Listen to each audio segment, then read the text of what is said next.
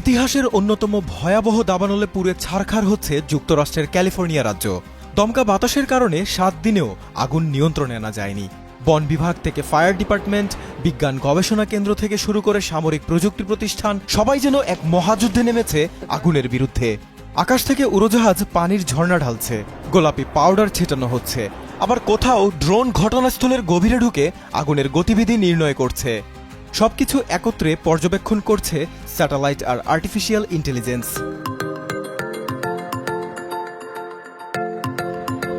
দাবানল নিয়ন্ত্রণে উভচর বিমানের ব্যবহার এক ঐতিহাসিক পরীক্ষিত কৌশল।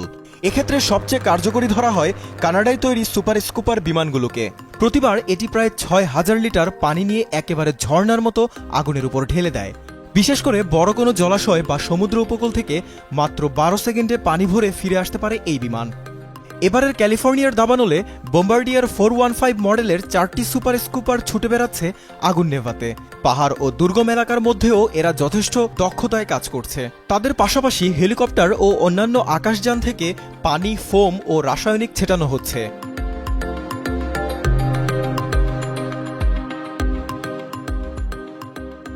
দাবানলের ভিডিওতে প্রায়ই দেখা যায় আকাশ থেকে গোলাপি রঙের এক ধরনের পাউডার ছিটিয়ে দেওয়া হচ্ছে। এটি আসলে এক ধরনের ফায়ার রিটার্ডেন্স, যার পরিচিত নাম ফসচেক। এই মিশ্রণে থাকে ৮০% পানি, ১৪% অ্যামোনিয়া ফসফেট ও অ্যামোনিয়া সালফেট এবং ৬% রঙিন এজেন্ট। ফসচেক দাবানলের আগুন থেকে তাপ শোষণ করে দহন প্রক্রিয়া বন্ধে কার্যকরী ভূমিকা রাখে। গোলাপি রঙের কারণে খুব সহজেই বোঝা যায় কোথায় কোথায় এই রাসায়নিকটি ছেটানো হয়েছে। সাধারণত বনাঞ্চল ও শস্যক্ষেত্রে এগুলো স্প্রে করা হয়, যাতে আগুনের শিখা অন্যত্র ছড়িয়ে পড়তে না পারে।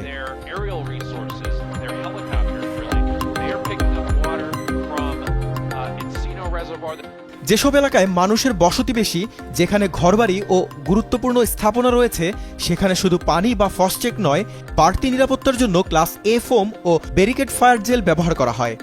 এই ফোম ও জেল আগুনের নিকটে এসে দ্রুত স্ফীত হয়ে অক্সিজেনের পথ বন্ধ করে দেয়, আগুনকে কার্যকরভাবে ঢেকে রাখে। দীর্ঘ সময় ধরে আর্দ্রতা ধরে রাখার কারণে আগুন নতুন করে জ্বলে ওঠার আশঙ্কাও অনেক হ্রাস পায়।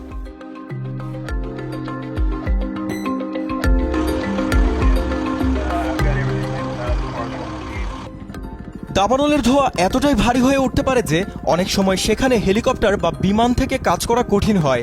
এ সময় ড্রোন হয়ে ওঠে সবচেয়ে নির্ভরযোগ্য হাতিয়ার। রিমোট চালিত এসব ক্ষুদে আকাশযান দাবানলের গভীরে উড়ে গিয়ে থার্মাল ক্যামেরা ও ইনফ্রারেড সেন্সর দিয়ে তাপমাত্রার পরিমাণ, আগুনের উৎপত্তি ও গতিপথ নির্ণয় করে।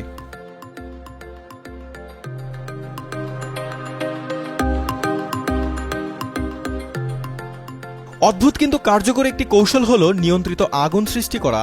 এজন্য ড্রোন থেকে পিংপং বল আকৃতির দাহ্য বস্তু ফেলা হয়।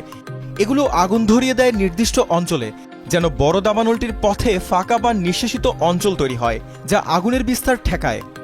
একে ফায়ার ফাইটাররা ব্যাক বার্নিং পদ্ধতিও বলে থাকেন।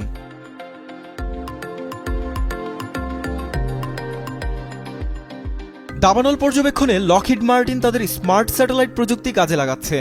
স্যাটেলাইট থেকে প্রাপ্ত রিয়েল টাইম ইমেজ বিশ্লেষণ করে আগুনের বিস্তার কোথায় বাড়ছে, বাতাসের গতি কোন দিকে বইছে, এসব গুরুত্বপূর্ণ তথ্য খুব দ্রুতই পাওয়া যায়। এর সঙ্গে আর্টিফিশিয়াল ইন্টেলিজেন্স যুক্ত থাকায় দাবানলের সম্ভাব্য গতি প্রকৃতি বা ছড়িয়ে পড়ার সময় ও দিক পূর্বাভাস দেওয়া সহজ হয়েছে। ফলে স্থানীয় কর্তৃপক্ষ আগাম সতর্কতা জারি করে মানুষকে নিরাপদে সরিয়ে নিতে পারছে।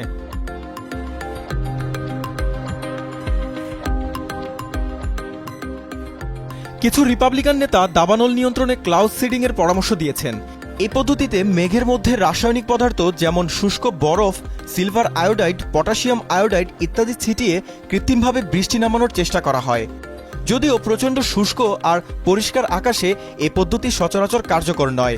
নাসার মতে ক্যালিফোর্নিয়ার মতো এলাকায় ক্লাউড সিডিং করা হলেও তা দাবানল নিয়ন্ত্রণে তেমন ফলপ্রসূ হবে না।